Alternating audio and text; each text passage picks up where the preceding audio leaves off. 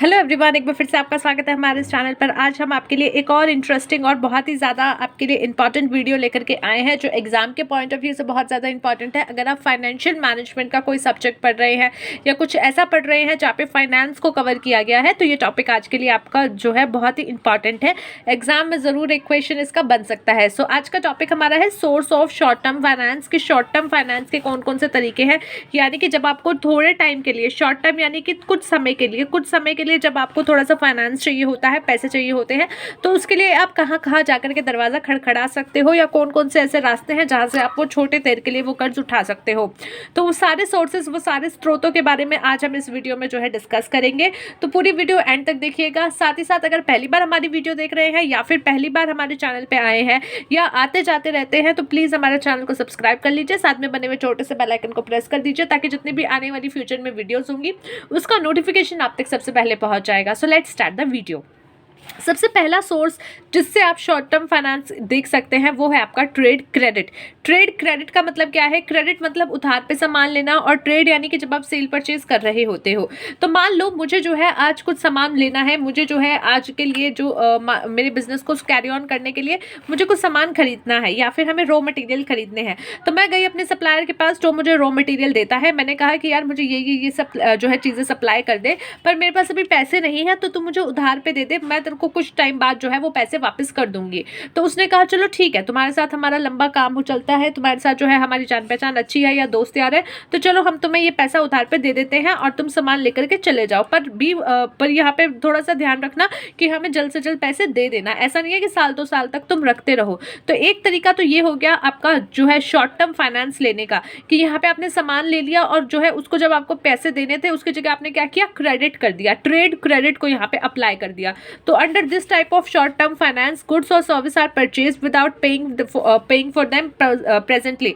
यानी कि इस तरीके के आपके जो फाइनेंस होते हैं, ये जो सिचुएशन होती है, यहाँ पे आप गुड्स या सर्विस खरीद लेते हो, परचेज कर देते हो, पर उन्हें जो है प्रेजेंटली इंस्टेंटली उस टाइम पे पेमेंट नहीं करते हो, उनको कहते हो हम आपको फ्यूचर में पे कर देंगे। This the merit of trade credit is that it is an informal source of finance. ये क्या है? एक इनफॉर्मल सोर्स ऑफ फाइनेंस है। अगर आप नॉर्मली फाइनेंस की बात करो तो आपके दिमाग में क्या आता है? बैंक्स, NBFCs और ये सारी चीज़ें, जहाँ से आप जाकर के अप्लाई करो, बैंकिंग का पूरा प्रोसीजर करो, पूरा फॉर्म भरो, और तब जाकर के वो आपको क्या करेंगे, थोड़ा सा लोन प्रोवाइड करेंगे जिसको आप एज अ फाइनेंस यूज़ कर पाओगे। तो ये सब चीज़ें हमारे दिमाग में आती हैं।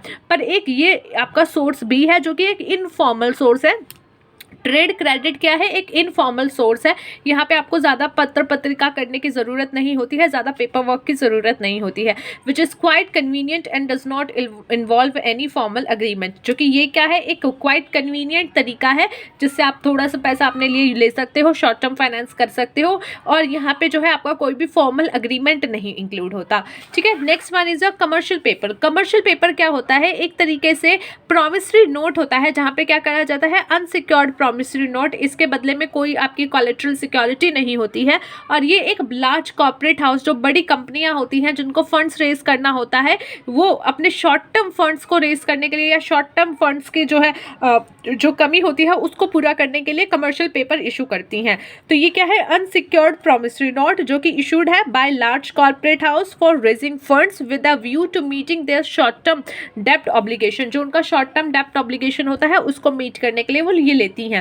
As it is an unsecured instrument, only the companies with high credit ratings can issue commercial paper।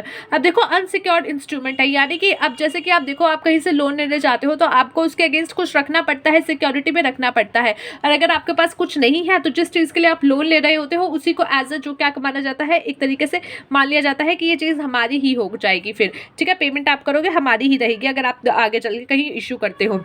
तो उस ऐसी सिचुएशन में क्या है कि आपको कुछ ना कुछ रखना पड़ेगा। तो कमर्शियल पेपर जो है यहाँ पे अनसिक्योर्ड है, ये इसके अगेंस्ट कुछ रखा नहीं जाता। तो ऑब्वियसली ये ऐसी कमर्शियल या कॉर्पोरेट एंटिटीज़ को दी जाएंगी जिनका क्रेडिट रेटिंग हाई होगा, यानी कि जो लोग पहले से ही बहुत अच्छी पोजीशन पे है, जो कंपनीज ऑलरेडी पहले अच्छी पोजीशन में है मार्केट में, और जिनका जो है क्रेडिट रेटिंग अच्छा है, यानी कि वो पैसे लेती तो है पर जल्दी चुका भी देती है। ऐसा नहीं है कि किसी का पैसा रख करके भाग गई है। मान लिया जैसी सिचुएशन नहीं है, बल्कि कोई अच्छी कंपनी है जो देती है, पैसे लेती है तो देती है, जल्दी टाइम से देती है। तो ऐसी कॉर्पोरेट एंटिटीज, ऐसी कंपनीज को ही जो है यहाँ पे कमर्शियल पेपर इशू करने का जो है हक होता है, वो ही इनको जो है एक तरीके से कह सकते हो कि निकाल सकती हैं या फिर इशू कर सकती हैं, अदरवाइज नहीं। मैच्योरिटी पीरियड जो इसका होता है वो 15 दिन से लेकर के 1 साल तक के लिए होता है। Next is your certificate of deposit. अब देखो मैंने ना अपने बैंक में एफडी करा रखी है, मैं वो तुड़वाना नहीं चाहती, पर मुझे क्या है ना कुछ अर्जेंट पैसों की ज़रूरत आ गई है और शॉर्ट टर्म पैसों के लिए आई है, यानी कि मुझे 10-15 दिन के लिए ही आई है। लेकिन अब मैं अगर जाऊँगी एफडी तुड़वाऊँगी तो वहाँ पर क्या हो जाएगा, जो उस पर मिलने वाला इंटरेस्ट होगा वो मेरा वेस्ट हो जाएगा, एक तरीके से पूरा ख़राब हो जाएगा। तो ऐसी सिचुएशन में क्या किया जाता है, ऐसी सिचुएशन में आप बैंक के पास जाओगे, यानी कि जो डिपॉजिटर है जिसका डिपॉजिट है बैंक में, वो जाएगा बैंक के पास, कहेगा बैंक वाले भैया मुझे सर्टिफिकेट ऑफ डिपॉजिट दिला दे। क्यों? क्योंकि मुझे जो है बाहर से थोड़ा सा फाइनेंस उठाना है, मेरे पैसे तेरे पास पड़े हुए हैं, तो बस मुझे एक पत्र में लिख करके दे दे कि इस फलाने बंदे का इतना पैसे का हमारे पास डिपॉजिट है पड़ा, ताकि मैं जाकर के मार्केट से पैसा उठा लूँ। अब इस सिचुएशन में क्या है कि बैंक आपको एक जो है एक तरीके से एक पेपर दे देता है, यहाँ पे issued by bank to the depositor, ये डिपॉजिटर को इशू किया जाता है बैंक के द्वारा इन फॉर्म ऑफ सर्टिफिकेट, एक सर्टिफिकेट के फॉर्म में, जो कि दिखाता है कि उसका इतना पैसा डिपॉजिट जो है हमारे एक्सिस्ट में है। यानी कि लेट सपोज आप बैंक हो, मेरा कुछ पैसा आपके पास रखा हुआ है, लेट सपोज 500 रुपये रखा हुआ है डिपॉजिट में, मैं आई, मैंने कहा यार मेरे को ना 500 रुपये की 400 रुपये की बहुत ज़रूरत है या थोड़े से पैसे की बहुत ज़रूरत है, अब मैं एफडी तुड़वाऊंगी तो उसका इंटरेस्ट आएगा, तो आप मुझे क्या करो, एक सर्टिफिकेट इशू कर दो that I have a deposit इतने अमाउंट का in your bank. These certificates are then traded by the depositor by their business association। अब मैंने वो सर्टिफिकेट ले लिया, अब मुझे उसका फ़ायदा क्या है, उसका फ़ायदा ये है कि अगर मुझे किसी को पेमेंट करनी है तो मैं उसको कह सकती हूँ कि यार ये ले ले तू मेरे से सर्टिफिकेट ऑफ डिपॉजिट, यहाँ पे मेरा पैसा पड़ा हुआ है। तो एक तरीके से वो इंसान के पास भी जो है संतुष्टि हो जाती है कि ठीक है इसका सर्टिफिकेट ऑफ डिपॉजिट मेरे पास आ गया है, तो अगर कल को ये मेरे को पेमेंट नहीं कर रहा या मुझे जो है आगे चल के थोड़ा सा दिक्कत करेगा, तो मैं जाऊँगा बैंक वाले के पास, वो सर्टिफिकेट ऑफ डिपॉजिट लेकर के और इसका पैसा निकलवा लूँगा। तो जिसके पास भी वो सर्टिफिकेट ऑफ डिपॉजिट चला जाता है, एक तरीके से वो उसके अपना खुद का हो जाता है, वो पैसा उससे निकलवा सकता है। These certificates are then trade, और जब ये सर्टिफिकेट मिल जाता है तो वो डिपॉजिटर क्या करेगा, उसको ट्रेड कर पाएगा अपने बिजनेस एसोसिएट्स के साथ। The price of certificate of deposit depend on the rate of interest available on fixed bank deposit and rate of interest prevailing in the market at that particular time. अब जो आपका certificate of deposit होता है उसका जो price होता है वो किस पर डिपेंड करेगा, वो डिपेंड करेगा जो रेट ऑफ इंटरेस्ट आपकी फिक्स्ड उस डिपॉजिट पे चल रहा होगा या फिर रेट ऑफ इंटरेस्ट जो मार्केट में उस टाइम पे होगा, उसके अकॉर्डिंग देखा जाएगा कि सीडी जो है उसका प्राइस क्या होगा। Next is your letter of credit. Letter of credit क्या होता है, देखो मैं किसी एक बैंक की ना बहुत लंबे समय से कस्टमर हूँ और मैं उसको काफ़ी अच्छा बिजनेस देती हूँ, मैं काफ़ी पैसा उसमें डालती हूँ, काफ़ी निकालती हूँ। तो अब मुझे क्या करना है, किसी एक सप्लायर से ना मुझे सामान उठवाना है।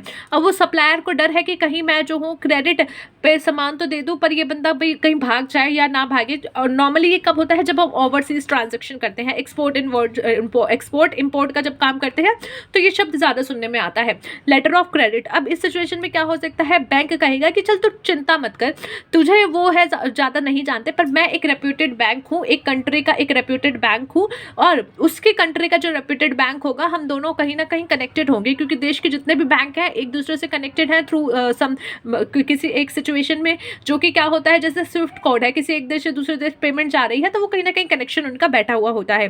तो यहाँ इस सिचुएशन में क्या कहेगा, बैंक कहेगा तू टेंशन मत ले, मैं तेरी गारंटी दे देता हूँ, एक तरीके से मैं तेरे को जो है एक लेटर ऑफ क्रेडिट दे देता हूँ कि अगर कल को ये पार्टी खराब हुई तो मैं इसका जिम्मेवारी ले लूँगा। तो उस सिचुएशन में जो सप्लायर होगा जिसको माल भेजना होगा वो भी खुश हो जाएगा कि यार इतना बढ़िया रेप्यूटेड बैंक है एक कंट्री का, तो वो जो है उसको थोड़ा सा खुश होकर के माल बेच देगा। So form of bank guarantee under which a bank helps its customer to obtain credit from its supplier, यानी कि एक तरीके से बैंक का गारंटी की तरह होता है जहां पे बैंक क्या करता है, कस्टमर को हेल्प करता है कि वो क्रेडिट में माल उठा सके अपने सप्लायर से, by undertaking the responsibility to honour the commitment of its customer. और उसमें वो क्या करता है कि मैं रिस्पॉन्सिबिलिटी लेता हूँ कि ये जो कस्टमर है ये अपनी सारी कमिटमेंट पूरी करेगा in case of his inability to do so. और अगर वहाँ पे वो कुछ इनएबल होता है, वो नहीं कंप्लीट कर पाता उसका कस्टमर, तो हम बैंक करेंगे।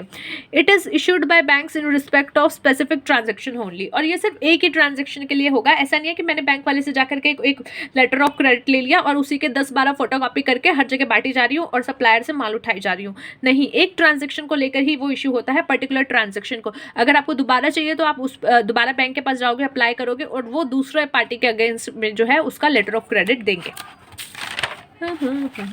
Next is your instalment credit. अब इंस्टॉलमेंट क्रेडिट क्या होता है? अब जैसे कि अब हम हमारे ज़माने में क्या हो गया है, हम फ़ोन के बड़े दीवाने हो गए हैं। तो चाहे पॉकेट में अच्छा सा कुछ हो ना हो, पैसे हो ना हो, बट हमें क्या चाहिए? फ़ोन चाहिए, बढ़िया चाहिए, आईफोन चाहिए, ताकि हम जो है मिरर सेल्फी लेकर के शो ऑफ कर सकें। तो हम वहाँ पे क्या करते हैं? इंस्टॉलमेंट पे चीज़ें खरीद लेते हैं। जैसे कि हम फ़ोन इंस्टॉलमेंट पे ले रहे हैं, यानी कि जो है हम सामान अभी ले लो और उसकी जो पेमेंट है धीरे धीरे करके एक स्पेसिफिक पीरियड के में थोड़ा थोड़ा अमाउंट उसमें भरते रहो। तो वो होता है इंस्टॉलमेंट क्रेडिट, यानी कि आप जो है सामान ले लो पर इंस्टॉलमेंट में उसका जो है पेमेंट करते रहो।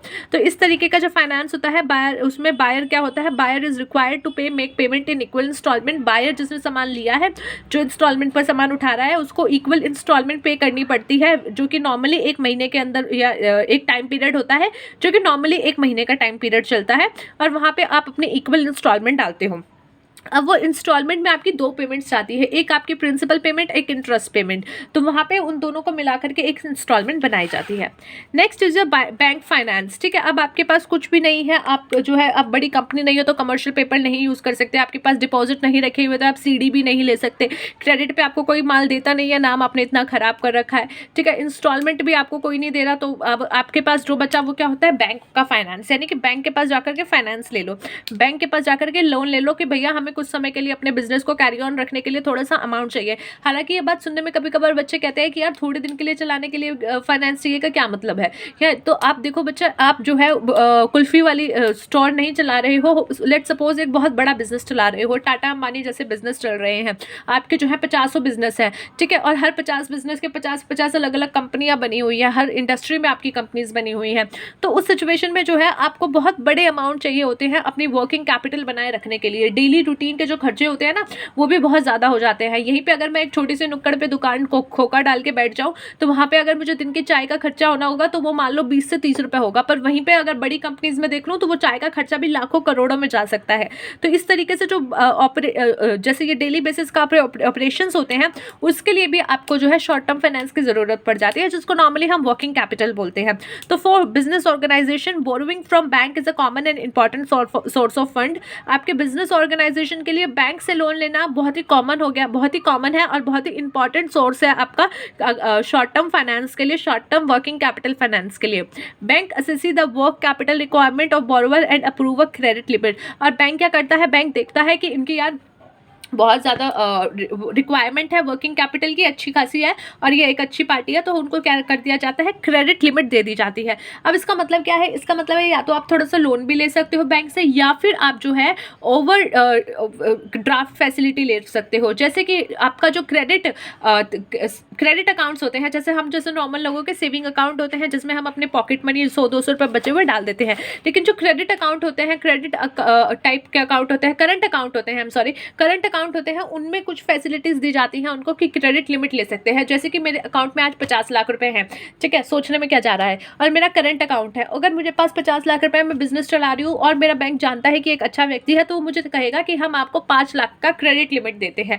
क्रेडिट लिमिट यानी कि मेरे अकाउंट में मैं जो है जितने भी पैसे हैं उससे 5 लाख रुपए एक्स्ट्रा निकाल सकती हूँ। अगर मेरे अकाउंट में, अगर मेरा सेविंग अकाउंट है और 500 रुपए है, मैं जाकर के बैंक वाले को बोलूँ कि भैया 501 रुपए दे दो, तो वो मुझे 4 बातें सुनाएगा, कहेगा एक तो तेरे अकाउंट में 500 रुपए है, ऊपर से तू लेने 501 आ रही है, तू पागल है क्या? तो वो मुझे भगा देगा। और वहीं पे अगर मेरा ओवरड्राफ्ट फैसिलिटी है, मेरा करंट अकाउंट है, मेरे पास 50 लाख रुपए पड़े हैं और मैं एक चेक काट करके दे दूँ 52 लाख रुपए का, तो बैंक जो है खुशी खुशी उसको पास कर देगा, चाहे मेरे अकाउंट में उतना पैसा ना हो। क्यों? क्योंकि उन्होंने मुझे क्या किया हुआ है? 5 लाख की ओवरड्राफ्ट जो है क्रेडिट लिमिट दी हुई है। तो उस सिचुएशन में क्या होगा? उस सिचुएशन में मेरे अकाउंट में जितना भी पैसा होगा प्लस 5 लाख एक्स्ट्रा मैं उसमें से विड्रॉ कर सकती हूँ, निकाल सकती हूँ, इश्यू कर सकती हूँ। ठीक है, तो उस सिचुएशन में आपका बैंक भी नेगेटिव में चला जाता है। तो ये इस तरीके से बैंक फाइनेंस कर देता है आपको क्रेडिट लिमिट की, चलो भाई इनका अच्छा खासा बिजनेस है, 2-4 हफ्ते के लिए इनको पैसा चाहिए होगा, कोई बात नहीं, ये नेगेटिव में जा रहे हैं, इट्स ओके, बट ये हमें वापस कर देंगे। Next and last but not the least is your bill discounting. Raising short-term finance by discounting bill receivable is a common practice among traders. आपने पढ़ा होगा bill receivable and bill payable कि जब आपके पास जो है आप कैश नहीं होता और आपको सामान खरीदना है तो आप क्या करते हो, एक बिल पेबल पे साइन करके दे देते हो कि भाई हम तेरे को पेमेंट कर देंगे। और वहीं पे सेम पार्टी अगर आपने किसी को क्रेडिट पे सामान दिया है और उस बेचारे के पास कैश नहीं है तो वो आपको एक बिल रिसीव जो है साइन करके दे देता है और वो आपके लिए बिल रिसीवेबल हो जाता है।